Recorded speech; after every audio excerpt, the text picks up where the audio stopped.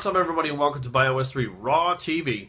Today we're going to talk about this, it's a story in the news of a, let's see, how old was he, 17-year-old football player in Mississippi high school that died of overhydration.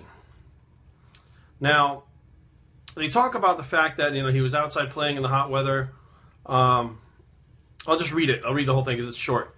It says, it seems to be a fluke, but a freak tragedy. Will Banks was playing in a Friday night game for Jackson Preparatory School in the state's top private school football team when he came off the field saying he did not feel well, says a school spokesperson. He died on Monday from cerebral edema, or excess fluid of the brain that caused it to swell. The condition was triggered by low sodium concentrations in his blood, a result of consistency with overhydrating after heavy perspiration. Now, he said, before and after the game, Will Banks is his name, his last name. Gatorade and Pedialyte, beverages with sodium concentrations that are higher in water but lower than what is naturally found in the body. So now, basically, let's kind of break this down a little bit.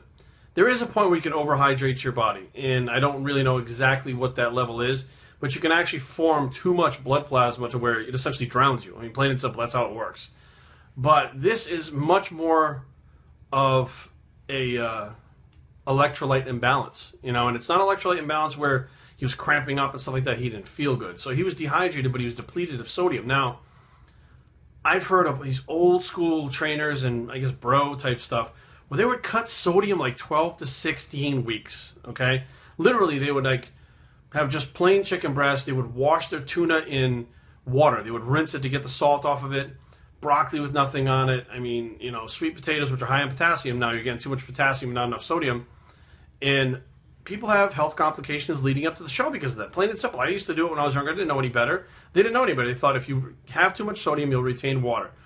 Well, if you have enough sodium and your body's flushing it out with water, if you're overhydrating, it's going to flush the sodium out. Excess sodium gets flushed out. So if you don't have enough sodium to begin with and you're super hydrating your body, you're overcompensating the water, it's going to flush out even more sodium. The lower the sodium goes, check this out, and even potassium levels stay high or stay normal.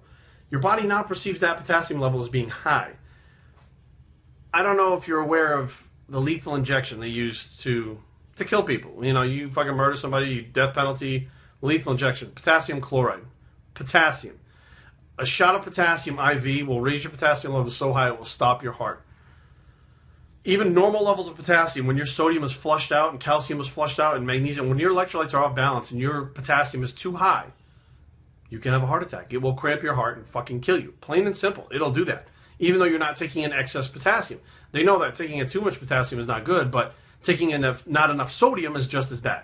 You need to have your electrolytes in balance. Now, how do you know they're in balance? Well, obviously, if you're out sweating, take in a little more sodium. Okay, it's not going to kill you to have a little bit too much sodium. You know why? Because you're drinking enough water. Do you have a potassium-filled diet? So if you're eating a sweet potato or two a day, or if you're taking a potassium supplement and a multivitamin, you're probably getting enough. Potassium is something you don't really want to fuck with too much. If you have low potassium levels, you'll know it. Well, you'll be fucked up and you'll go to the doctor and they'll figure it out. But higher sodium is not as dangerous as higher potassium. Plain and simple. If your calcium is too high, magnesium is too low, you're going to get muscle cramps. If you add more magnesium to your diet along with the water, it's going to flush that calcium that's not being able to be flushed out and not cause the muscle cramps. I've had this happen just recently. My calcium was too high due to the milk that I drink, as well as taking a multivitamin mineral, as well as taking the colloidal minerals. Too much calcium, not enough potassium. Not enough magnesium. Added the magnesium, up the water intake, lo and behold, no more muscle cramps. So, there's all kinds of shit that go wrong when you screw with your electrolytes.